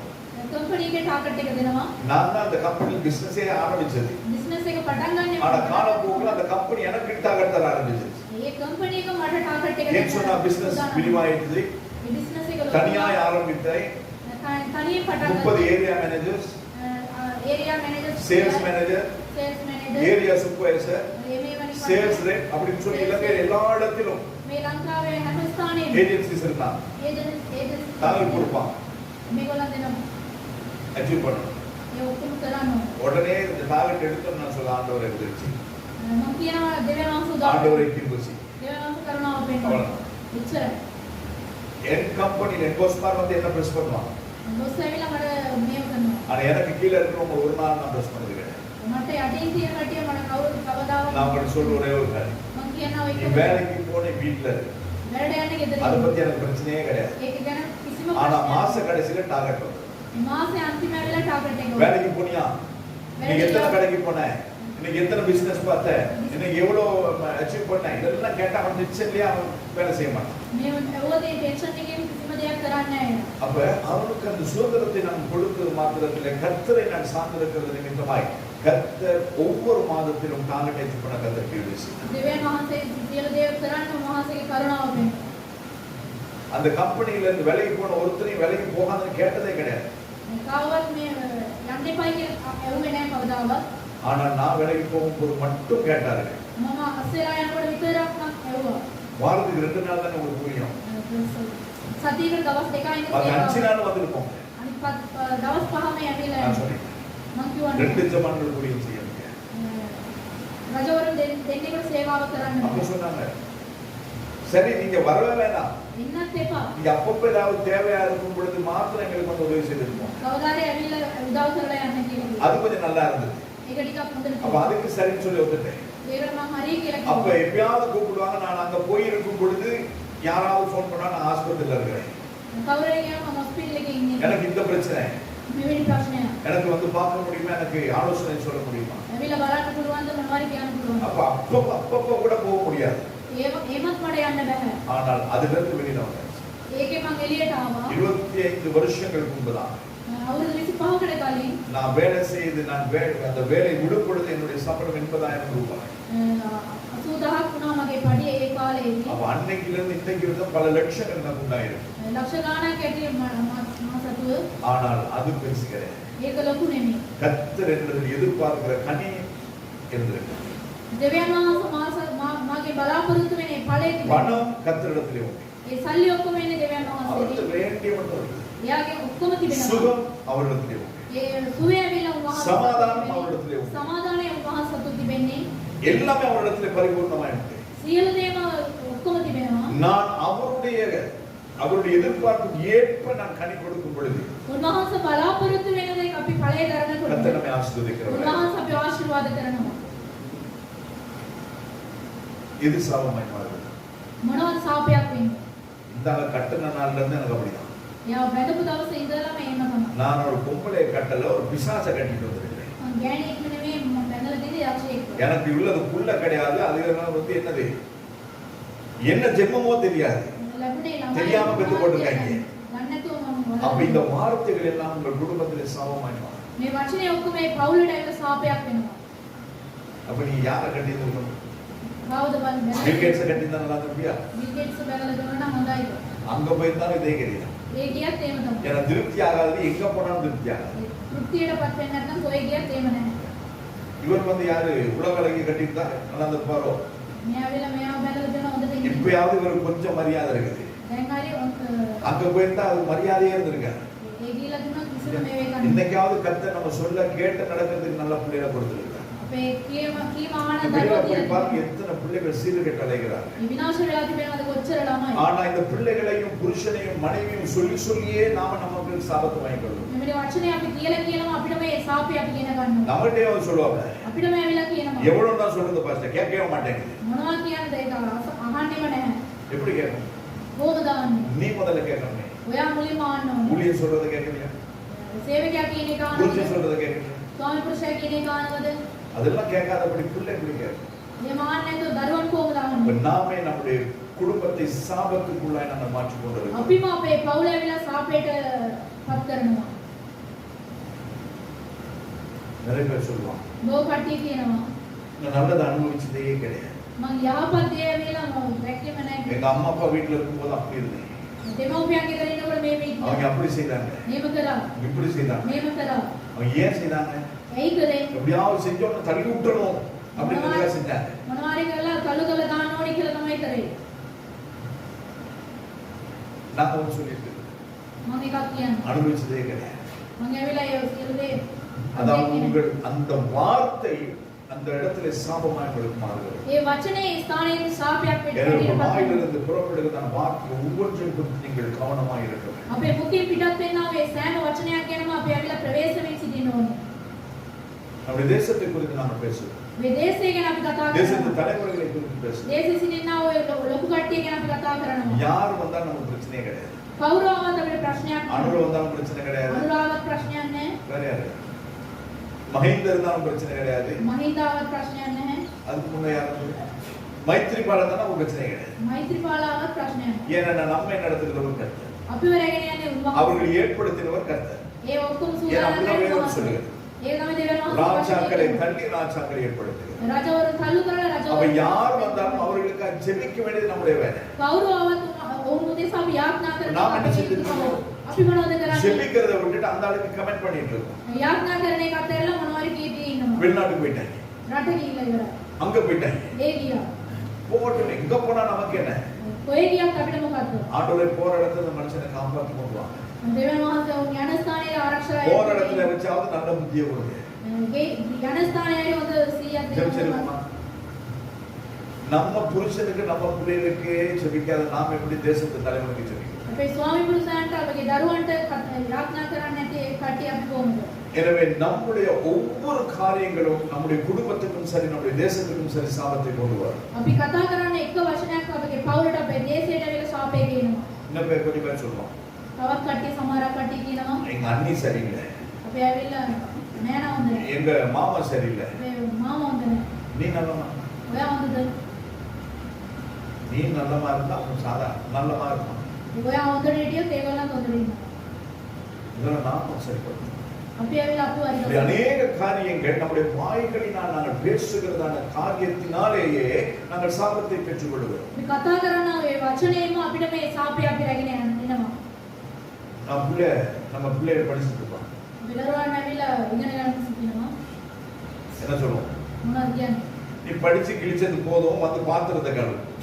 ඉගෙන ගත්ත එක ඇවිල්ලා හොදන්න. அதுக்கப்புறம் எக்ஸாம்ல ரிசல்ட்ஸ் வந்த பிறகு சொல்லிட்டு என்ன இவ்வளவு மார்க்ஸ், அங்க கிளாஸுக்கு போற இங்க கிளாஸுக்கு போற காசெல்லாம் கரியாக்குற, සල්ලි ඔක්කොම බේරා කරා ඒ ක්ලාස් යනවා මේ ක්ලාස් යනවා. உள்ள கிளாஸுக்கு போகுது. දරුවා ඇවිල්ලා ක්ලාස් அது එකේ படிச்சு கிழிச்சது போதும்னு சொன்னது யாரு? එහෙම කිව්වේ කවුද? யார் சொன்னது? කවුද කිව්වේ? நாம தான் சொல்லிருக்கோம். අපි තමයි කියලා. ஏன் சொன்னோம்? ඇයි කිව්වේ? பாத்திரத்தை கழுவுறது. ඒක හොදන්න அந்த ඕනේ. வார்த்தை பேச வேண்டிய அவசியமே கிடையாது. මේ වචනේ කතා කරලා அழகா பிள்ளைகிட்ட போய் மாந்த பாத்திரத்தை கொஞ்சம் கழுவி போட்டா கழுவி போட போகுது. දරුවා මේක ඇවිල්ලා හොදලා දාන්න இல்ல அப்படின்னு சொன்னா இல்லன்னு சொன்னா ஓகே விட்டுற வேண்டியதான். බෑ කිව්වොත් ඒක අතාරින්න පුළුවන්. நாம இது எனக்கு ஆண்டவர் நம்ம கொடுத்திருக்கிற கட்டிட வேண்டியதான். දෙවෙනි මාස දුන්නා ඒක අපි මේව කරගන්න. ஆனா ஒரு காரியத்தை மட்டும் சொல்லணும். එක දෙයක් මම அன்பா කියන්නේ. சொல்லணும். ප්‍රේමයෙන්ම කියනවා. இங்க பழகினாதான் உன் புகுந்த வீட்டில நீ சிறப்பா இருக்க முடியும். මේ පුරුදු වුණොත් තමයි ඔය යන ගෙදර හොඳට ඉන්න சொல்ல පුළුවන්. முடியுமா? அதை சொல்லாதபடிக்கு நாங்க வேற என்னத்தையும் சொல்லிட்டோம். ඒක කියන්නේ නැතුව වෙන அப்ப அந்த දේවල් பிள்ளைகிட்ட කියනවා. நம்ம நல்ல ரிசல்ட்ஸ் எதிர்பார்க்க முடியாது. ඒ දරුවන්ගේ හොඳ දෙයක් அப்ப බලාපොරොත්තු වෙනවා. இப்பேற்பட்டதான காரியங்களினாலேயே நாம் நம்முடைய குடும்பத்தில் நம்முடைய வார்த்தையினாலேயே நாம் சாபத்தை பெற்றுக் கொள்கிறோம். මෙවැනි කාර්ය තුලින් අපේ පවුලට අපිම අපේ මුඛයෙන් සාපේගෙන රැගෙන එනවා. இன்னும் சாபம் எப்படி வருகிறது என்றால், තවත් සාපේ කොහොම එනවද? நாம் மறைக்கிறதுனால் சாபம் வருகிறது. අපි හංගවන ඉඳ ඒ සාපේ එනවා. அம்மாவுக்கு மறைக்கிறது, අම්මට அப்பாவுக்கு மறைக்கிறது, තාත්තට හංගවනවා. உறவுகளுக்கு மறைக்கிறது, ඒ නෑ කම්බරට හංගවනවා. சபைக்கு மறைக்கிறது. සභාවට நம்ம හංගවනවා. நினைச்சிட்டு இருக்கோம் நம்ம யாருக்குமே யாரையும் தெரியாதுன்னு சொல்லி. අපි කියනවා අපිට කාමවත් දන්නේ නැහැ කියලා. ஆனால் யாருக்கு தெரியாவிட்டாலும் நாம் தேவனுக்கு எல்லாம் தெரியும். කාට දන්නේ නැත්නම් දෙවියන් වහන්සේට සියලු දේ அவருக்கு කරනවා. மறைவா எதுவுமே கிடையாது. උන්වහන්සේට සංගවල කිසිම දෙයක් எனவே කරන්න බෑ. அவருக்கு மறைக்கிறதை நாங்கள் ஜாக்கிரதையாக இருக்க வேண்டும். උන්වහන්සේට හංගවන එක අපි අපිට ප්‍රවේශ සිටින්න ඕනේ. எந்த பிரச்சனையும் கர்த்தருக்கு தெரியப்படும். මොන ප්‍රශ්නයක් වුණත් උන්වහන්සේට சொல்ல කියන්න. முடிந்த காரியங்கள் ஊழியருக்கு சொல்லுங்க. කියන්න පුළුවන් දේවල් ඇවිල්ලා සේවකයන්ට நான் කියන්න. உங்களுக்காக ஜெபிப்போம். ඔයගොල්ලෝ උදෙසා යාඥා කරනවා. நாங்க எந்த இடத்துல அட்வர்டைஸ்மென்ட் போறது கிடையாது. අපි ඇවිල්ලා මේ වගේ දේවල් කියන්නේ අනිත් අයට. இந்த இடத்துக்கு தொடர்பு கொள்ளுங்கள், நாங்கள் உங்களுக்காக ஜெபிப்போம். මේකට ඔයගොල්ලෝ ඇවිල්ලා හම්බ වෙන අපි தலை வழியா, வயிற்று வழியா, கால் வழியா, உங்களுக்கு குடும்பத்திலே போராட்டமா, பிரச்சனையா, මෙවැනි දේවල් ඔයගොල්ලන්ට වේදනාව එහෙම තියෙනවද? எங்களுக்கு ஃபோன் பண்ணுங்க, நாங்க ஜெபிப்போம். කෝල් කරන්න මම ඔයගොල්ලන්ට යාඥා කරනවා. ஃபோன் பண்ண வேண்டிய அவசியமே கிடையாது. කෝල් කරන්න ඕනේ නැහැ. எப்ப வேணாலும் வாங்க. කොයි වෙලාවෙ වුණත් එන්න. இந்த தேவனுடைய ஆலயம் எப்பொழுதும் மட்டும்தான் திறந்திருக்கு. දෙවියන් වහන්සේගේ ගෘහය ඇවිල්ලා ඔයගොල්ලෝ வந்து ஜெபம் பண்ணுங்க. යාඥා කරගන්න. நீங்க வந்து ஜெபம் பண்ணா நாங்க உங்களோட கூட சேர்ந்து ஜெபம் பண்ணுவோம். ඔයගොල්ලෝ ඇවිල්ලා යාඥා කරොත් අපි அதுக்காக ඇවිල්ලා நான் வருவேன். යාඥා කරනවා. போன்ல ஜெபம் பண்றதுக்கு வேண்டிய அவசியம் கிடையாது. කෝලෙන් කතා යාඥා කරන්න ඕනේ නැහැ. கர்த்தர் உங்களை ஜீவனோடு கூட வைத்திருந்தார் இந்த இடத்துக்கு வாங்க. ඔයගොල්ලෝ ඇවිල්ලා පණ පිටින් ஏனென்றால் என் ஆண்டோட வேதம் சொல்லுது, ஆலயத்திலிருந்து நான் உங்களை ஆசீர்வதிப்பேன். දෙවියන් වහන්සේගේ වචනේ කියන උන්වහන්සේගේ ගෘහයේ සිට ඔයගොල්ලෝ ஆலயத்திலே வந்து நீங்கள் மண்டியிட்டு உங்கள் பாதங்களை நீங்கள் மறைக்கிறதான காரியங்களை கர்த்தருக்கு வெளிப்பட கொடுத்து கர்த்தர் உங்கள் சாபங்களை ஆசீர்வாதமாய் மாற்றுவார். දෙවියන් වහන්සේට අපි අපේ හංගවන දේවල් කියනකොට උන්වහන්සේ ඇවිල්ලා ආශිර්වාද කරනවා. நாங்கள் செய்கிற தவறுகளை நாங்கள் மறைத்துக் கொண்டிருக்கிறோம். අපි කරනා ඔය බරත් ඇවිල්ලා අපි හංගවනවා. நாங்கள் செய்கிறதை மறைத்துக் கொண்டிருக்கிறோம். අපි කරන දේවල් අපි හංගවනවා. நம்முடைய இயல்பை நாங்கள் மறைத்துக் கொண்டிருக்கிறோம். අපි ඇවිල්ලා අපේ தත්ත්වය ඇවිල්ලා අපි හංගවනවා උන්වහන්සේට. சிலர் சொல்லுவாங்க, සමහර කට්ටිය நான் ஸ்ட்ரெயிட் ஃபார்வர்ட், நான் ஸ்ட்ரெயிட் ஃபார்வர்ட், මම සේට් ෆෝවර්ඩ්. எதுனாலும் அப்படி பேசிடும். මම ඇවිල්ලා ඒක කතා நீ பேச කරනවා. முடியாது. එහෙම කතා කරන්න බෑ. நீ ஸ்ட்ரெயிட் ஃபார்வர்ட்னா அது நீ தான் வச்சுக்கணும். ඔය ඔයා ඇවිල්ලා හැම நீ දෙයක්ම பேசுகிறது உனக்கு சரி. ඔයා කතා කරන්නේ ඔයා மத்தவங்களுக்கு சரியில்லை. අනිත් අයට හොඳ නැහැ. அதனால தான் தேசத்தின் ஜனாதிபதியாகவே இருந்தாலும் මේ දේශය ඇවිල්ලා ලොකු එක්කෙනෙක් වුණත් அவர் எங்கே போறதுக்கு முன்பதாக இதுதான் பேச போறேன்னு அவர் ஒரு அதை எழுதி ஆயத்தப்படுத்தி இந்த காரியங்கள் தான் நான் பேச போகிறேன் என்று சொல்லி அவர் தன்னை அதற்கு தகுதிப்படுத்தி கொண்டு பேச வேண்டும். මේ දේවල් මම කතා කරනවායි කියලා ඒ ඔක්කොම එයා සූදානම් කරමින් තමයි එයා කතා இந்த කරන්නේ. 5 வருஷம் என் இஷ்டப்படி பேச முடியாது. මම අවුරුදු 5ක් මගේ කැමැත්තෙන් මම කතා කරනවායි කියලා කතා කරන්න බෑ. எனவே நாங்கள் தேவனுக்கு முன்பதாய், நாங்கள் மனுஷருக்கு முன்பதாய், ஊழியர்களுக்கு முன்பதாய் குடும்பத்துக்கு முன்பதாய் நாங்கள் எந்த ஒரு காரியத்தை நாங்கள் மறைத்து சாபத்தை வைத்துக் கொள்ளக்கூடாது. අපි ඇවිල්ලා අපේ පවුලෙන් අපේ සේවාවෙන් කිසිම දෙයක් අපි හංගවලා අපේ ශාපය අරගෙන හොඳ නැහැ. மறைச்சு வச்சவங்களை குறிச்சு வேதத்துல இருக்கு தெரியும் தானே உங்களுக்கு? හංගවපු කට්ටිය ගැන දෙවියන් වහන්සේගේ වචනේ அப்பாவுடைய சிலைகளை எடுத்துக்கொண்டு மறைத்து வைத்திருந்தவள், තාත්තගේ රූපය ඇවිල්ලා හංගවපු කට්ටිය, தங்கள் ஆசையை விற்று ஒரு பகுதியை மறைத்து மறைத்து வைத்திருந்தவர்கள், තමන්ගේ වස්තු ඇවිල්ලා විකුණලා ඒවා හංගවලා තිබිච්ච இதெல்லாம் කට්ටිය சாபத்தை கொண்டு வரும். මේ සියලු දේ ශාපය රැගෙන එනවා. எனவே சாபம் உண்டாகாதபடிக்கு நாங்கள் பார்த்துக் கொள்வோம். ශාපය එන්නේ නැතුව අපි වග බලා அதனால ගන්න. தான் வேதம் திட்டமும் தெளிவுமாய் சொல்லுகிறது. ඒනෝ දෙවියන් වහන්සේගේ වචනේ පැහැදිලිව உள்ளதை உள்ளது என்றும் இல்லாதது இல்லை என்றும் சொல்லுங்க. තියෙන එක තියෙන ඇටියට அதுக்கு மேல කතා எதுவுமே கிடையாது. කරන්නේ. நிறைய பேர் சொல்றாங்க சத்தியமா සමහර කට්ටිය කියනවා உங்க அம்மா புறானே அப்படின்னு சொல்றாங்க. எங்க முன்ன நான் கேட்டது இப்ப கிடையாது. ඉස්සර මම ආලා இப்ப சத்தியம் பண்றதுக்கு நம்ம டைம் கிடையாது. நான் ரொம்ப பிஸி. සත්‍ය කරන්න මොකුත් නැහැ. காலைல எழுந்தா நைட்டு தூங்க வரையும் வாட்ஸ்அப்பை பார்க்கறதும், ஃபேஸ்புக்கை பார்க்கறதும், ட்விட்டர்ல போடுறதும், இன்ஸ்டாகிராம்ல அப்லோட் பண்றதும் எவ்வளவு பிஸியா இருக்கும். நான் මෙවැනි දේවල් වලින් අපි ගොඩක් බිසි වෙලා තිබෙනවා. ஒரு நாளைக்கு பாருங்க அப்படியே தூக்கிட்டு போயிடும். බලන්න ඔක්කොම උස්සගෙන යනවා. கவனமா இருக்கிறது. ප්‍රවේශමද அடுத்ததாக ඊළඟට நாங்கள் செய்கிறது, අපි කරන එක, நாங்கள் பேசுகிறது, අපි කතා කරන நாங்கள் එක, மறைக்கிறது, අපි හංගවන நாங்கள் එක, செய்கிறது நமக்கு சாபத்தை கொண்டு வரும். අපි කරන දේවල් අපිට ශාපය රැගෙන அப்படி එනවා. என்ன செஞ்சிட்டோம் මොනවද ඒම අපි කරලා அப்படின்னு තිබෙන්නේ? கேட்டோம். මේ මාන්න පුළුවන්. நமக்கென்று கர்த்தர் ஒரு கடமையை வைத்திருக்கிறார். අපිට ඇවිල්ලා උන්වහන්සේ යුතුයකම් ஒரு තිබෙලා மனைவியாய் கணவனுக்கு செய்ய வேண்டியது, பிள்ளைகளுக்கு செய்ய வேண்டியது, உறவுகளுக்கு செய்ய வேண்டியது நாம் செய்ய வேண்டும். භාර්යාවක් හැටියට ස්වාමි පුරුෂයාට දරුවන්ට ඒ නෑකමට කරන යුතු දේවල් ஒரு උන්වහන්සේ கணவனாய் மனைவிக்கு செய்ய வேண்டியது, பிள்ளைகளுக்கு செய்ய வேண்டியது, பெற்றோருக்கு செய்ய வேண்டியது செய்ய வேண்டும். ස්වාමි පුරුෂයෙක් හැටියට ඒ භාර්යාවට දරුවන්ට ඒ දෙමව්පියන්ට ஒரு කරන பிள்ளையாய் දේවල් பெற்றோருக்கும் உறவுகளுக்கும் செய்ய வேண்டியதை செய்ய வேண்டும். මේ දරුවන්සේ ඇවිල්ලා අනිත් අයට කරන குடும்பமாய் சபைக்கு செய்ய வேண்டியதை, கர்த்தருக்கு செய்ய வேண்டியதை நாம் செய்ய வேண்டும். පවුලක් හැටියට සභාවට දෙවියන් වහන්සේට කරපු යුතු දේවල් இது තිබෙනවා. எல்லாம் நாங்கள் செய்யாதபடி இருப்போமானால் මෙවැනි දේවල් අපි කරන්නේ නැතුව ඉන්නවා නම් அது நமக்கு சாபமாய். ඒක අපිට ශාපයක් වෙනවා. கர்த்தர் நம் ஒவ்வொருவரையும் ரட்சித்திருக்கிறார். දෙවියන් වහන්සේ අපි සියලු දෙනා ගලවලා තිබෙනවා. எல்லாரும் ரட்சிக்கப்பட்டிருக்கியா? අපි හැමදෙනා ගැලවිලා තිබෙනවාද? ரட்சிக்கப்பட்டிருக்கியா? எப்ப ரட்சிக்கப்பட்ட? කවදාද? 5 வருஷத்துக்கு முன்ன. අවුරුදු 5කට කලින්. 5 வருஷத்துக்கு முன்ன ரட்சிக்கப்பட்டு 5 வருஷமா நீங்க என்ன பண்ணிட்டு? අවුරුදු 5කට කලින් ගැලවීම ලැබලා අවුරුදු 5ක් මොනවද කළේ? 5 வருஷத்துக்கு என்ன பண்ணிட்டு இருக்கு? මොනවද කරේ? உங்களதான் கேட்க 5 வருஷமா ரட்சிக்கப்பட்டு என்ன பண்ணிட்டு இருக்கு? අවුරුදු 5ක් ගැලවීම ලැබලා මොනවද කළේ? ஞாயிற்றுக்கிழமை ஆராதனை வந்திருக்கிறோம். ඊළඟට ඇවිල්ලා නමස්කාරයට ඇවිල්ලා සිටිනවා. தசமபாவ காணிக்கையை கொடுத்திருக்கிறோம், கொடுக்காமல் இருந்திருக்கிறோம். දසෙන් කොටස පඬුර ඇවිල්ලා දීලා තිබෙනවා. දීලා නැතුව ஜெபத்துக்கு வந்திருக்கிறோம், வராமல் இருந்திருக்கிறோம். යාඥාවට ඇවිල්ලා දිනනවා නැකත් තියෙනවා. அநேகமான நேரங்களிலே சாக்கு போக்கு சொல்லி இருக்கிறோம். බොහෝ වේලාවල මොනවාරි කියලා තිබෙනවා. ஆனா உருப்படியா உண்மை பண்ணது கிடையாது. යාපතට අපි මොකුත් කරලා නැහැ. உங்களுடைய பேரிலே ඔයගොල්ලන්ගේ නමේ பரலோகத்தில் என்ன இருக்குது? පරලෝක ස්වර්ග රාජ්‍ය මොනවද තිබෙන්නේ? ஏதாவது வச்சிருக்கீங்களா? මොනවද තියෙනවද? பரலோகத்தில் ஏதாவது? ස්වර්ග රාජ්‍ය තිබෙනවද? ஒரு ஆண்டவர் ஞாபக புத்தகம் ஒன்று இருக்குது. දෙවියන් වහන්සේගේ පොතක් மல்கியா தீர்க்கதரிசன புத்தகத்தில் கடைசி அதிகாரத்திலே எழுதப்பட்டிருக்கிறது. මල්කියා මේ අන්තිම පරිච්ඡේදය யாரெல்லாம் ஞானஸ்நானம் பெற்றார்களோ அவர்கள் அத்தனை பேருக்கும் கர்த்தருடைய சமூகத்திலே ஞாபக புத்தகம் என்று எழுதப்படுகிறது. කවුරු කවුරු බෞතිස්මාරන් තියෙනවද? ඒගොල්ලන්ට ඇවිල්ලා ඒ සීකරණේ ඒ පොතක් அப்ப அந்த තියෙනවා. ஞாபக புத்தகத்திலே உங்களுடைய பேருக்கு கீழே ஏதாவது இருக்குதா? எழுதிருக்கு. ඒ පොතේදී ඔයගොල්ලන්ගේ නමට පල්ලෙහා මොනවද ලියලා තිබෙනවද? அனுஷன் අනුෂ பேரை திருப்புறார் ஆண்டவர். දෙවියන් වහන්සේ පෙරලනවා. அப்பா சர்ச்சுக்கு போக ஆரம்பிச்சு இத்தனை வருஷம் ஆகுது, චර්ච් එකට ගිහිල්ලා මෙච්චර දවස් වෙනවා. ஒன்னையுமே காணல. මුකුත්ම නැහැ. ஒரே ஒரு நாள் சாயந்தர கூட்டத்துக்கு போன மாதிரி இருக்குது.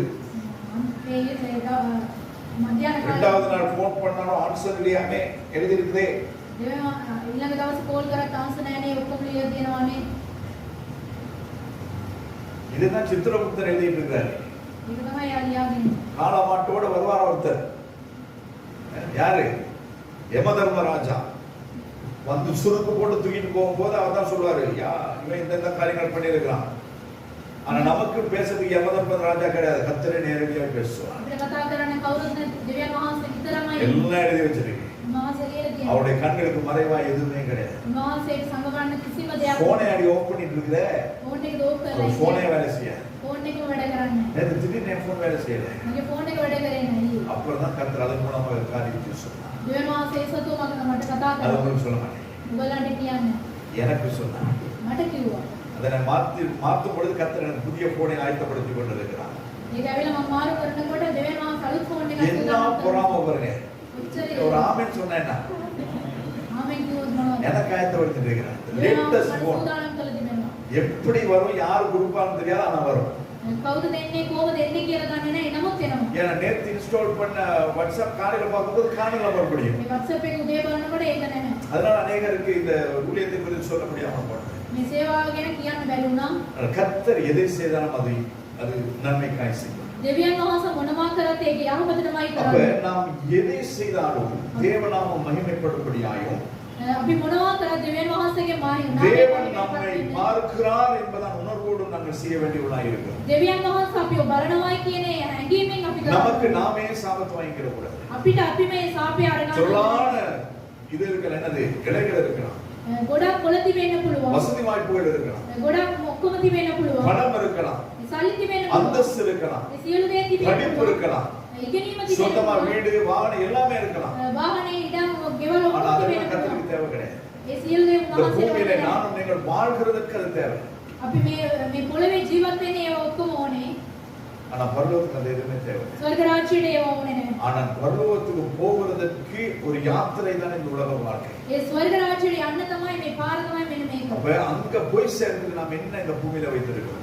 ඒක ඒ ස්ථානයට යන්න අපි මොනවද තියා තිබෙන්නේ? அன்னைக்கு ஒரு நபரை நான் பார்த்தேன். ඒ දා ඇවිල්ලා මම මිනිහෙක්ව දැක්කා. ரட்சிக்கப்பட்டு ගැලවීම ලබලා ஞானஸ்நானம் எடுத்து බෞතිස්ම අරගෙන அபிஷேகம் பெற்று ආලේපය අරගෙන ஊழியமும் செய்கிறார். සේවයක් කරනවා. அன்னைக்கு தன்சல்ல அவங்க பரிமாறிட்டு இருக்காங்க. මේ දන්සල් එකේ වැඩ කර කර ඉන්නවා. ஹalleluya. හalleluya. நல்லமா හොඳයිද? அந்நிய நுகத்தோடு பிணைக்கப்படாது இருப்பார். அது கல்யாணத்துக்கு மாத்திரம் கிடையாது. ඒක ඇවිල්ලා විවාහය වෙන්නට විතරක් නොවේ. வேலை தளத்திலும் அந்நிய நுகம் சொன்னா நான் கல்யாணம். වැඩ කරන ස්ථානයේත් ඒක වෙනස් නම් ඒක අපි එහෙම වෙනස් කර වෙලා நம்ம கிரு அதுக்கு நல்ல சாட்சி. ඒ කුඩා දරුවා හොඳ සාක්ෂියක්. டீச்சர் மாமா வாங்கி கபுலே வந்திருந்தேன். ටීචර් ඇවිල්ලා මම ඔයා උඹලා ஓட நம்ம வாட்டி இம்பளையா இருந்தா. இல்லன்னு நம்மள வந்து புத்தகம் செஞ்சுட்டு போறேன்னு சொன்னாங்க. அம்மா இப்படி ஆளு. உங்களுக்கு வரக்கூடாது. கர்த்தருக்கு மட்டும்தான் வரணும். දෙවියන් වහන්සේට විතරමයි අපි නමස්කාර කරන්නේ. புள்ள செய்து. දරුවා කරනවා. මම බුලත්තේ මගෙනල්ලා දීලා වඳින්නේ. නවද වෙත්තේලන් කොට வந்து கொடுத்து ஐ புதே. ஏன் මම ක්‍රිස්තියානි. நான் வந்து கிறிஸ்டியன். யார் சொல்றது? කවුද කියන්නේ? வளர்ந்த எருமையே கிடையாது. ලොකු කට්ටිය නෙමෙයි. சின்ன கண்ணு ஊட்டி சொல்லு. කුඩා දරුවෝ කියනවා. நம்மளே எருமனா அது கண்ணு ஊட்டி தானே. அப்ப அந்த சாட்சி அப்படிதான் இருக்க வேண்டும். சாட்சி එහෙම තමයි. ஐயோ நான் அதை செய்யலைன்னா ஸ்கூல்ல விட்டு தூக்கிடுவாங்க. ඒක කරේ නැත්තම් தூக்க மாட்டாங்க, ஸ்கூலே மூடிடுவாங்க. එහෙම උස්සන්නේ ඉස්කෝලේම වහලා දානවා. செய்து பாருங்க. කරලා බලන්න. கர்த்தர் உங்களுக்காக யுத்தம் பண்ணுவார். දෙවියන් වහන්සේ අපෝදෙසා යුද அந்த කරනවා. கர்த்தருக்கு சாட்சியா நின்றால் மட்டும் போதும். දෙවියන් වහන්සේට සාක්ෂි ඇටියට අපි සිටියොත් ඇති. பிள்ளைக்கு என்ன கனவு ஸ்கூல்ல அந்த அளவுக்கு கனப்படுத்துகிறார். මෙහෙම ඇවිල්ලා ඒගොල්ලන් ගෞරවය කරනවා ඒ දරුවෝ. ஏன் கரானே අවශ්‍යම. ஒரு டீச்சருக்கு சொன்னது முழு ஸ்கூலுக்கும் தெரியும் அவர் ஒரு கிறிஸ்தவர்னு சொல்லி. එක ටීචර් කිව්වන් පස්සේ මුළු ඉස්කෝලේම அப்ப දන්නවා. நம்ம பிள்ளை இருந்தா விசாட்சியான பிள்ளைகளா இருக்கணும். අපි දරුවන් එවැනි සාක්ෂියක් ඇටියට நானும் நீங்களும் கர்த்தரை இரட்சகராய் ஏற்றுக்கொண்டு மூழ்கி ஞானஸ்தானம் எடுத்து ஜீவ புத்தகத்திலே பேர் எழுதப்பட்டவர்களாய் இருப்போமானால் අපි ඔක්කොම බෞතිස්ම අරගෙන දෙවියන් වහන්සේගේ ගැලවීම අරගෙන ඒ බෞතිස්ම கர்த்தருக்கு சாட்சியா இருக்கிறோம். දෙවියන් වහන්සේට සාක්ෂියක් எந்த இடத்திலும் எதற்காயும் தேவனை நாங்கள் விட்டுக் கொடுக்க கூடாது, தேவனை விட்டு போடவும் கூடாது. අපි ඇවිල්ලා කොයි ස්ථානෙවත් දෙවියන් වහන්සේව පාවා දෙන එක හොඳ නැහැ. நமக்கு கனம் கர்த்தரால் අපිට ඇවිල්ලා ඒ ගෞරවයෙන් දෙවියන් වහන්සේගේ. அப்படிதான் வேதம் சொல்லுது. එහෙම තමයි දෙවියන් වහන්සේගේ වචනේ කියන්නේ. மத்தவங்க எல்லாம் கூப்பிடும் பொழுது மறு உத்தரவு கிடைக்காது. අනිත් අය කතා කරනකොට කිසිම මේව ගන්න නැහැ. 800 பாகால் தீர்க்கதரிசிகள் බාලය දෙවිවරුන්ව නමස්කාර காலையில இருந்து கூப்பிடுறாங்க. උදේ ඉඳලා எலியா வந்து ஒரே ஒரு வார்த்தை தான் சொன்னார். එලියා ඇවිල්ලා එක වචනයයි තමයි කිව්වේ. நான் உங்க ஊழியக்காரன். මම ඇවිල්ලා ඔබගේ සේවකයෙක්. என் தேவன் என்பதை நிறுத்தி දෙවියන් වහන්සේ කියලා දන්නවා. சொன்ன மாத்திரத்தில் வானத்திலிருந்து அக்கினி இறங்கி அது வழியை நக்கி போட்டது. ඒ කියපු වෙලාවෙ මේ පූජාසනය ඇවිල්ලා මරණය වුණා. கர்த்தருக்காய் நாங்கள் வைராக்கியமாய் நிற்கும் பொழுது கர்த்தர் நமக்காய் நிற்பார். අපි ඇවිල්ලා දෙවියන් වහන්සේ සතුව සිටිනකොට උන්වහන්සේ අපි සතුව සිටිනවා. அப்படி இல்லைன்னா கர்த்தர் நம்மை சபித்து போடுவார். එහෙම නැත්නම් උන්වහන්සේ අපිව ශාප කරනවා. அவர் எப்ப சபிச்சாரு எப்ப பட்டு போனோம்னு நமக்கே தெரியாது. උන්වහන්සේ කොයි වේලාවෙන් ශාප කරයිද කොයි எந்த இடத்துல கர்த்தருக்கு சாட்சியா இருந்து பாருங்க. හැම ස්ථානයේ දෙවියන් වහන්සේට සාක්ෂියක් மார்க் 10:11 அதிகாரம் 20வது வசனத்தை நாங்கள் வாசிக்கிறோம். மார்க் 11:20. மறுநாள் காலையிலே அவர்கள் அவ்வழியாய் போகும் பொழுது அந்த அத்திமரம் வேரோட பட்டு போய் இருக்கிறதை கண்டார்கள். மறுநாள் காலையில மறுபடியும் அந்த வழியில போறாங்க. சீஷர்களோடு கூட இயேசு கிறிஸ்து போகிறார். යේසුස් වහන්සේ ශිගෝලයන් සියලු දෙනා යනවා ඒ ස්ථානයේ. ஆண்டவர் மறந்துட்டார். දෙවියන් වහන්සේ අමතක වුණා යේසුස් වහන්සේට. ஆனால் சீஷர்கள் ஞாபகம் வைத்து சொல்லுகிற ஆண்டவரே நீ நேற்று சபித்த மரம் பட்டு போயிருக்கு. ඒ ගෝලයන් කියනවා ඊයේ ශාප කරපු ඒ ගහ ඇවිල්ලා ශාපයට ලක් වෙලා තිබෙනවා. என்ன உங்களை பார்த்து யாராவது சொல்லணும் அப்படி? කවුරුරි එහෙම කියන්න ඕනේද ඔබ நல்லா இருந்தா හොඳට හිටියා. நீ நாசமா போயிட்டான். දැන් ඇවිල්ලා මේ විනාශ වෙලා සිටිනවා. நிறைய பேர் நாம பார்த்து சொல்றோம் நல்லா இருக்க மச்சான் பாருங்க இன்னைக்கு எப்படி இருக்கு. හොඳට ඉන්න මනුස්සයා මේව ඉන්නවයි කියලා සමහරක් කට්ටිය காரணம் என்ன? මොන හේතුව මොකක්ද? கர்த்தர் எதிர்பார்க்கிறவர்கள் දෙවියන් වහන්සේ බලාපොරොත්තු වෙන එක නැහැ. இன்னைக்கு கர்த்தர் என்னை உங்களை ஜீவனோடு கூட இன்னும் வைத்திருக்கிறார் என்றால் கர்த்தர் இன்னும் கனியை எதிர்பார்க்கிறார். දෙවියන් වහන්සේ අපේ ජීවිතවල අතර තියෙනවා නම් තවත් උන්වහන්සේ நான் செய்ய முடியாததை நீங்கள் செய்வீர்கள் என்று கர்த்தர் எதிர்பார்க்கிறார். අපිට කරපු නැති දේවල් ඔයගොල්ලෝ කරා. கர்த்தர் செய்து நிறைவேற்றினதை தொடர்ச்சியாய் நீங்கள் கொண்டு போவீர்கள் என்று கர்த்தர் எதிர்பார்க்கிறார். දෙවියන් වහන්සේ කරපු දේවල් තවත් අපිට කරන්න ඕනේ කියන එක උන්වහන්සේ බලාපොරොත්තු. அதை நாங்கள் செய்யவில்லை என்று சொன்னால் இதுதான் நம்ம நிலையாயிருக்கும். අපිත් ඒක අමතක කරොත් මේක තමයි අපගේ தත්වය වෙනවා. மத்தேயு 3:10 நாங்கள் வாசிக்கிறோம். මතේ 3:10 අපි බලමු. இப்பொழுதே கோடரியானது மரங்களின் வேரருகே வைக்கப்பட்டிருக்கிறது. ஆகையால் நல்ல கனிகொடாத மரம் எல்லாம் வெட்டுண்டு அக்கினியிலே போடப்படும். පොරව ඇවිල්ලා ගහ අසල තිබෙනවා මේ ඵලය දරන්න නැත්නම් උන්වහන්සේ කපල දානවා. இப்பவே கோடரியானது நம்முடைய வேரருகே வைக்கப்பட்டிருக்கிறது. ඒ පොරව ඇවිල්ලා ඒ ගහ උදුනේ තබා තිබෙනවා. எப்ப வெட்டுவாரோ நமக்கு தெரியாது. කවදද කපල දායිද කියලා දන්නේ නැහැ. நல்ல கனிகொடாத மரம் எல்லாம் வெட்டுண்டு அக்கினியிலே போடப்படும். ඵල දරන්න නැති ගස් ඔක්කොම කපලා ගින්නට දමනවා කියලා. கர்த்தர் நம்மை வெட்டாதபடிக்கு பார்த்துக்கொள்ளும். දෙවියන් වහන්සේ අපිව කපන්න නැතුව අපි වග බලා ගන්න ඕනේ. என்ன கோடரி வச்சுதான் இருக்குது. මේ පොරව තබා තියලා තමයි இது கடைசி நாட்கள். මේ අන්තිම කාලේ கர்த்தருடைய கோபம் நமக்கு உண்டாகாதபடிக்கு பார்த்துக்கொள்ளும். දෙවියන් වහන්සේගේ කෝපය අප කරේ ඉන්නේ නැතුව අපි வழியிலே நாங்கள் சாகாதபடிக்கும் குமாரனுடைய கோபம் நம்ம மீது வராதபடிக்கும் வழியிலே நாங்கள் போகிறதான இந்த யாத்திரையிலே ஆண்டவரை முத்தம் செய்து அவரோடு கூட போகிறதுக்கு நாங்கள் ஆயத்தமாக இருக்க வேண்டும். දෙවියන් වහන්සේගේ කෝපය ඉන්නේ නැතුව දෙවියන් වහන්සේගේ මාර්ගයෙන් අපි යන්න ඕනේ. எப்ப எது நடக்கும் யாருக்குமே தெரியாது. කොයි වෙලාවෙදි මොනවද සිදු වෙන්නේ කියලා දන්නේ නැහැ. 2 ஹெலிகாப்டர் හෙලිකොප්ටර් දෙකක් முடிச்சா பாகிஸ்தான் இந்தியா அடிச்சிட்டு இருக்குதா? පාකිස්තාන ඉන්දියාවේ ගා ගන්නවද? இஸ்ரேல்ல யுத்தமா? ඉස්රායල් වරුන්ගේ ஆஸ்திரேலியா தேசத்துல நிலநடுக்கமா? ඔස්ට්‍රේලියා දේශයේ භූමිකම්පාවද? சமாளியா හොද නැත්ද?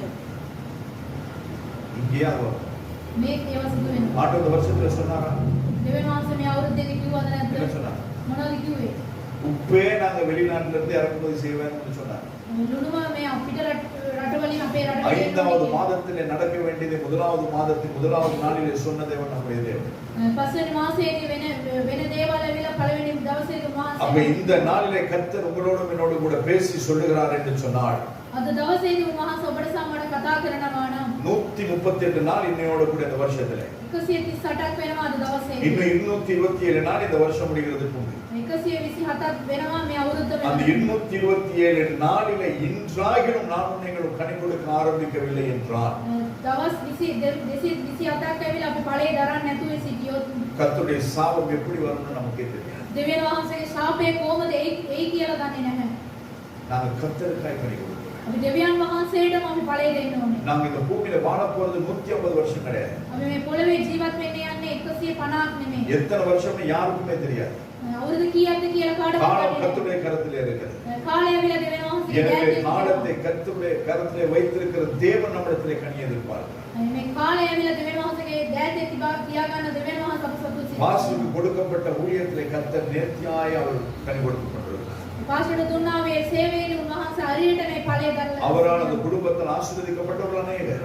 මේ පවුලෙන් ආශිර්වාද ලැබුණු කට්ටිය ගොඩාක් அவர் කට්ටිය. மூலமா தான் பிரதர் அசோக்கே நமக்கு கிடைச்சிருக்கிறார். එයා සතුවෙන් තමයි ඒ සහෝදර අශෝක් අපිට ලැබිලා அப்ப ඉන්නේ. அவரை நமக்கு பிள்ளையாய் கொடுத்த ஒரு தகப்பன் அவர். එයාම දරුවෙක් ඇටිය දුන්නා වූ அப்ப அவருடைய வேலையை அவர் சரியா செஞ்சிருப்பார். එයාගේ කාර්යය හරියට කරනවා. அவர் கொண்டு வந்து கொடுத்த அவரை நான் சரியான விதத்தில் வளர்க்காதபடி அவரை நான் இஷ்டப்படி விட முடியுமா? දුන්නා වූ ඒ දරුවා මම හරියාකාරව වදන්න නැතුව එයාගේ කැමැත්තට ඉඩ පුළුවන්ද? முடியாது. நான் அவரை நேசிக்கிறேன். එයා මම ප්‍රේම කරනවා. ஆனால் உறப்பை கையாளாத தகப்பன் பிள்ளையை பகைக்கிறான் என்று வேதம் சொல்கிறது. මේ අතරේ වේවැල්ල ගත්තේ නැත්නම් එයාව ඇවිල්ලා හරි මාර්ගයේ ගත அவர் நேசிக்கிறேன்னு சொல்லி நீங்க எதனாலும் சீக்கிரம் பிரதர் அப்படின்னு சொல்லி விட முடியாது. ප්‍රේම කරනවා කියලා එයාගේ ஆனால் කැමැත්තට அப்படி செய்யற ஒரு மனுஷன் கிடையாது. ඒව කරන මිනිස්සු தேவநாம மகிமைப்பட முடியாது சொல்லுது. දෙවියන් වහන්සේගේ නාමය මහිමයට அந்த குடும்பம் நமக்கு கர்த்தர் கொடுத்த ஆசீர்வாதம். ඒ පවුල ඇවිල්ලා දෙවියන් වහන්සේ අපිට දුන්නා වූ ආශිර්වාදය. பிரதர் அசோக் வந்து டாய்லெட் முதலா எல்லாத்தையும் கழுவுற ஒரு மனுஷன். சகோதரன் பிரதர் මේ අසෝක් ඇවිල්ලා ටොයිලට් පවා යාවෝද. கர்த்தர் எதிர்பார்த்த கனி அதிகமாகவே இருக்கு.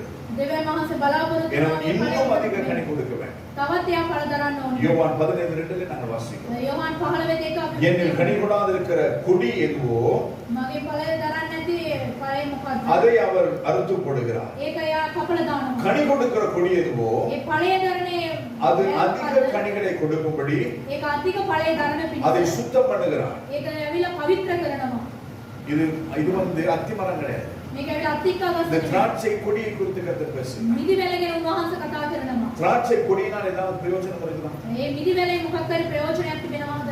இருக்குதா இல்லையா? තිබෙනවද නැද්ද? திராட்சை கொடியினால் ஏதாவது பிரயோஜனம்? මොනවාරි ප්‍රයෝජනයක්?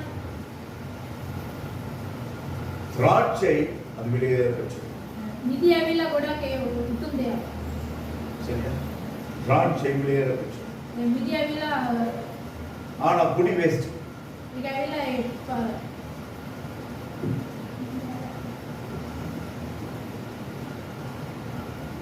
கொடி வேஸ்ட். අතු ඇවිල්ලා ඒක නිෂ්ඵලයි. ஏன் என்று சொன்னா මන්ද කියනවා. அதுல அந்த நாக்காளி கூட பின்ன முடியாது. ඒක ඇවිල්ලා කුටුවක් காஞ்சி වසා போன உடைஞ்சு போயிடும். ඒක ඇවිල්ලා මේරුණොත් அடுப்புல கூட போட்டு எரிக்க முடியாது. ඒක ඇවිල්ලා ගින්නට அடுப்புல போட்ட மாத்திரத்துல சாம்பல் ஆயிரும். ඒක දාපු ගමන් ඒක ඇවිල්ලා அப்புறம் අඩු தண்ணி கூட சுட வைக்க முடியாது. ඒක වතුරවත් ඒක ඇවිල්ලා ஈக்க குச்சி அதை எடுத்து பல்லுக்கு என்னது குத்தலாம். මේ අපේ දතවත් ආර ගන්න පුළුවන් அந்த යම් வேப்ப வேற எடுத்து பல்லே வளர்க்கலாம். මේ கோம்பு.